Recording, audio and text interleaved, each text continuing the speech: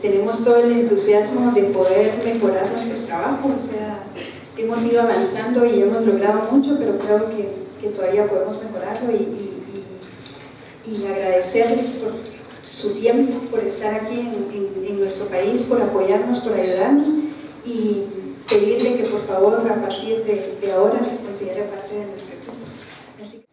Hemos nosotros trabajado graníticamente y más que como instituciones lo hemos hecho como amigos, porque aquí nos hemos conocido, hemos llorado nuestras penas y también hemos reído.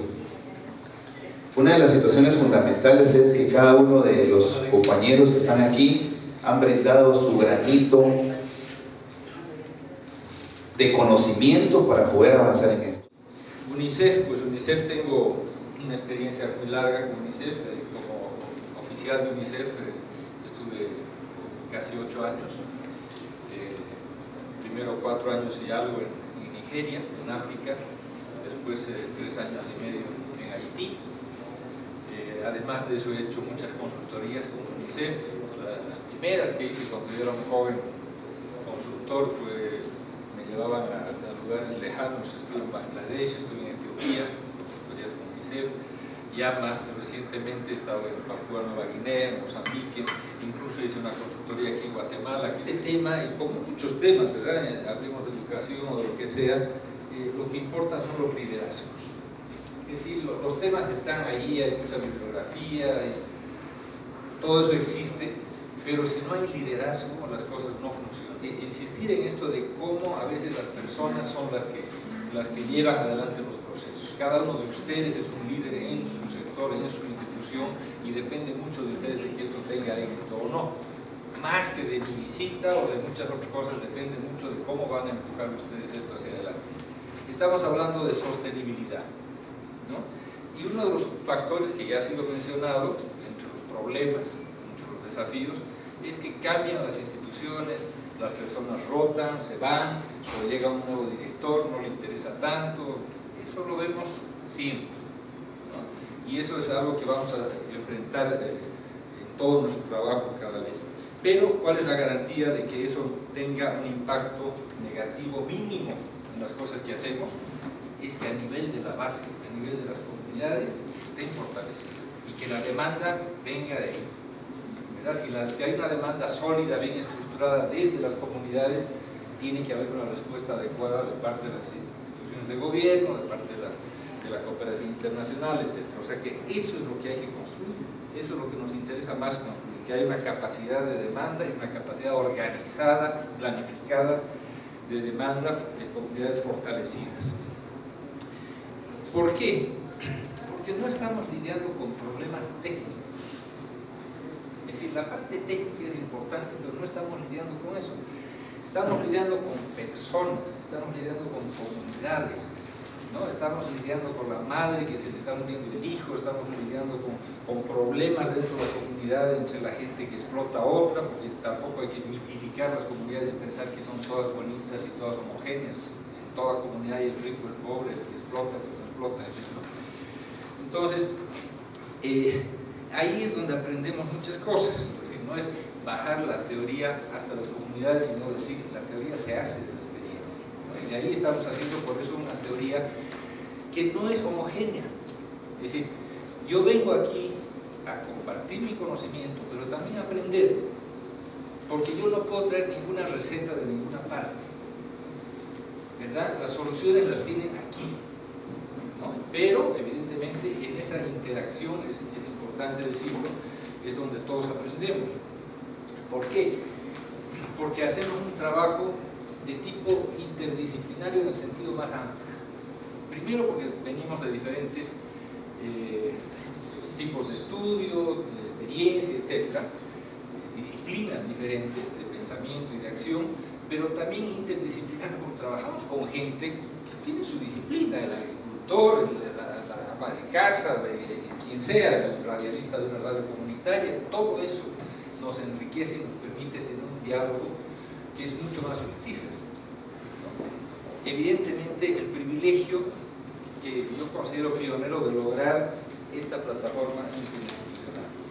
Es decir, por mucha declaración de Roma, y hemos visto miles miles de declaraciones en todos los campos, en estas reuniones internacionales, el hecho de que se lleve a la práctica en un país concreto, Guatemala en este caso, es una cosa muy importante, porque yo les aseguro que la Declaración de Roma no se refleja igual en los diferentes países, y el trabajo interinstitucional es muy difícil, por los celos, las parcelas, los feudos, ya sabemos todo eso. O sea, que lo estén logrando ustedes aquí me parece una gran oportunidad, y por eso yo les digo, sistematicen esa parte de la experiencia, al margen de los resultados en salud, en educación, lo que puedan lograr, sistematizar la forma misma del trabajo interinstitucional me parece que puede ser una lección muy buena para otros contextos, para otros países. Primero decirles que me encanta estar en un grupo interdisciplinario. Creo que la riqueza de lo que son los procesos de comunicación participativa para el desarrollo viene de estas miradas diferentes que pueden juntarse en un momento. Los nombres no importan, ¿ya? Y esto de la comunicación para el desarrollo incluso ha sido muy criticado en los foros de Porto Alegre, del Foro Social Mundial. En varias ocasiones se ha hablado de otra comunicación para otro desarrollo, varias personas que han reflexionado sobre el tema, y a veces hay peleas tremendas, se pierde muchísimo tiempo. No es comunicación para el cambio social, no es comunicación para el desarrollo, no, ¿por qué para? Tiene que ser comunicación y desarrollo, en fin, no, hasta el ahí, el para y ahí discutir, no importa. Todo lo que es evaluación, indicadores, venía de una tradición muy antigua que era cuantitativa, ¿no? ¿Cuántas papas se han producido? Eso lo único que interesaba era cuántas papas se habían producido, independientemente de que al año siguiente de hacer esa medición pudiera haber una helada y se estropeara todo el cultivo de papas y no sé qué. No importa tanto lo cuantitativo, sí importa, pero no es lo fundamental para definir los cambios sociales. Y ya no nos sentimos ahora como nos sentíamos hace 10 años que íbamos a un financiador y nos decía, pero dígame cuánto, ¿no? ¿Cuánto? A ver, cifras, quiero saber cuánto. Ahora podemos decir, ¿sabe qué? Ya no es cuánto solamente, es cuál. Yo soy muy directo cuando hablo con tomadores de decisiones. Lo primero que les digo, estos problemas datan de 60 o más años. ¿Qué hicieron ustedes antes de que nosotros empecemos este proceso? Muéstrenos los resultados de lo que hicieron antes. ¿Qué me están pidiendo? Resultados de 5 años. ¿Ah? Si el Estado, que está siempre ahí, la cooperación que está siempre ahí, en fin, son 50, 60 años de fracasos absolutos. Entonces no vengan ahora a ponerse exquisitos diciendo que nosotros tenemos que encontrar resultados objetivos. ¿Qué hicieron antes? Muéstrenos ustedes también, ¿no? Eso, digamos, como respuesta política. Pero yo creo que es muy importante que en estos instrumentos de medición aparezcan las voces de la gente. Las voces de la gente donde se ve las dificultades, los progresos, donde se tiene realmente una radiografía de lo que está sucediendo. Y es muy importante integrar en estas mediciones lo que es un contexto mucho más amplio, porque la situación en el mundo se ha normalizado, ¿no? Y hay temas, en el tema nutricional, el tema de los alimentos genéticamente modificados, el tema de las multinacionales, el tema del alza de costos de los nutrientes, de los alimentos, todo eso es muy importante, y eso no depende solamente de un programa de comunicación, no depende ni siquiera a veces de una política nacional. O sea, hay que integrar ese tipo de datos dentro de las evaluaciones que nosotros hacemos, hacer una cuestión comparativa y decir, a ver, ojo, que hace 5 años, ¿verdad?, la canasta básica tenía este precio, ahora tiene este precio, que hace 5 años la política iba en esta dirección, ahora va en esta dirección, que hace 5 años no se había firmado el contrato tal con tal multinacional para tal cosa. O sea, todo el tema de la justicia social, de la tierra, de la producción de alimentos, todo eso hay que integrarlo, por lo menos en el marco teórico de cuando uno hace esta rendición de cuentas, que finalmente es una evaluación. Esto del cambio individual en comunicación viene precisamente de lo que yo les decía de la posguerra, de cómo se empieza a aplicar la propaganda de guerra a todo lo que es la propaganda primero comercial y después social, para bienes sociales, ¿no? Todo lo que es el conductismo, Skinner, ¿verdad? Es decir, las teorías de la comunicación para el desarrollo desde Estados Unidos se inspiran mucho en Skinner y en el conductismo, ¿no? En todo lo que son los cambios individuales, y tienen mucho éxito en ciertas cosas.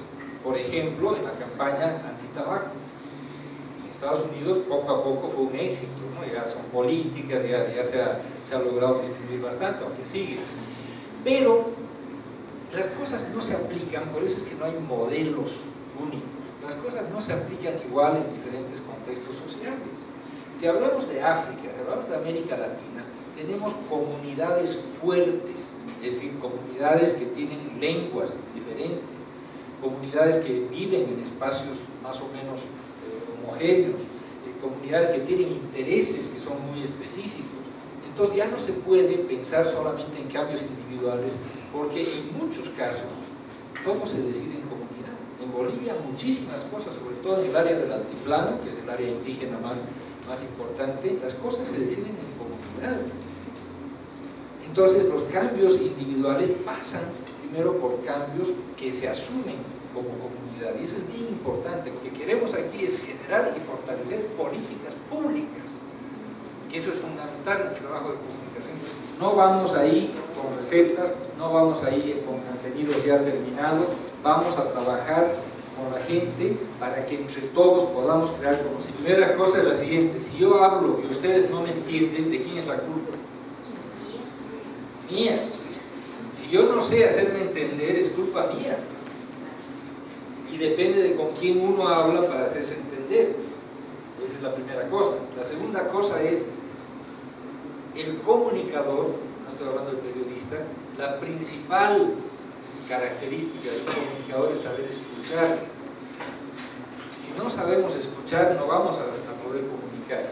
Es posible que en nuestro afán de cubrir más territorio, más comunidades, más municipios, lleguemos a municipios, lleguemos a comunidades donde no tienen interés. Está bien, no tienen interés, no vamos a forzar esa situación.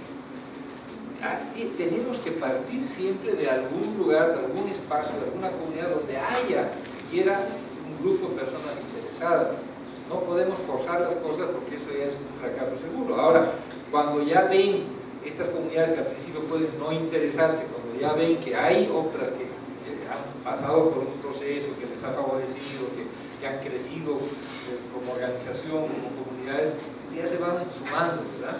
Pero no se pueden forzar las cosas, no podemos decir que vamos a tener éxito siempre. Una de las recomendaciones que yo les haría, y les hago desde ahora, es que alguna vez, no sé si ya lo han hecho, se reúnan para hablar de estas dificultades, solo de las dificultades, no la dificultad de decir tenemos el 60% de baja nutrición, no, las dificultades de trabajar en la plataforma, las dificultades con las autoridades, las dificultades con las comunidades, independientemente del tema con el que están trabajando, que es nutrición, seguridad alimentaria, etcétera, etcétera. Las dificultades de cómo se articulan.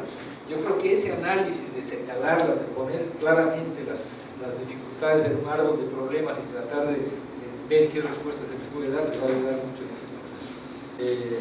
Y bueno, los cambios de gobierno a veces dan opciones diferentes, pero es cierto que cambia todo el personal. Eso va a pasar siempre. En México pasa cada 6 años, cambia el gobierno, cambian todos los funcionarios o se reacomodan, si es el mismo partido, si no se van a otro lado. Por eso es que yo mencionaba hace un rato la importancia de las políticas. Es decir, cuando hay políticas que se han convertido en leyes, ya es más difícil cambiar, ¿no? Entonces uno puede apoyarse en esas políticas para seguir haciendo el trabajo, aunque uno ya no esté, quiero decir, aunque no estamos hablando aquí de la estabilidad personal. Nosotros podemos ir y venir, pero si por un lado hay políticas y por otro lado hay una base a nivel sobre todo local, es muy importante el nivel local, muchas veces no lo trabajamos suficientemente a nivel local. Si a nivel local tenemos organizaciones sociales, comunidades que están convencidas de que ese es el camino a seguir, esas mismas instituciones o organizaciones locales van a hacer presión sobre sus gobiernos municipales, sobre sus gobiernos departamentales y sobre el gobierno nacional para la creación o el mantenimiento o la aplicación de políticas que ya existen, ¿no? yo insisto mucho, la garantía de que los programas sean sostenibles es cuando uno es capaz, en el periodo que a uno le toca, de crear una masa crítica en la gente, para que esa masa crítica se quede, porque la gente siempre va a estar ahí, la comunidad siempre va a estar ahí, y en la medida en que ellos se fortalezcan, en la medida en que nosotros contribuimos a través de este tipo de comunicación,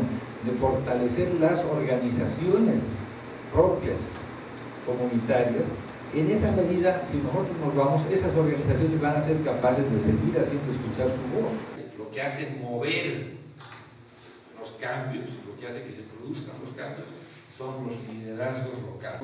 El ejemplo típico que he visto en África, que he visto en muchos países, de llegar a una comunidad donde hay una bomba de estas de palanca de agua, ¿verdad? Esas que pone UNICEF, que ponen varias instituciones y que están con su plaquita bien bonita, ¿no? Bomba donada en tal fecha, por tal institución. Entonces llega uno y no funciona, no sale ni una gota de agua. ¿Les ha tocado ver alguna de esas? Sí. ¿Verdad? Entonces uno pregunta a la comunidad y dice, ¿qué pasa con esta bomba? Se rompió la tuerca, o le falta una gomita, ¿no? ¿Y desde cuándo está así? Sí, ya lleva como 6 meses, pero ¿cuándo la inauguraron? Hace un año. ¿Y por qué no hacen algo? Es que no es nuestra, es de UNICEF, ¿no? Esa falta de sentido de pertenencia del desarrollo. Para eso es la comunicación para el desarrollo, para decirles, no, mentira, es de ustedes. Eso es de ustedes, ustedes vean lo que van a hacer, cómo se van a organizar, cómo la van a hacer funcionar, etc. Pero nada se consigue si no se conquista. De alguna manera tiene que haber organización social. Y el trabajo de comunicación para el desarrollo es eso, que las comunidades tengan voz y que esa voz sea respetada y sea escuchada.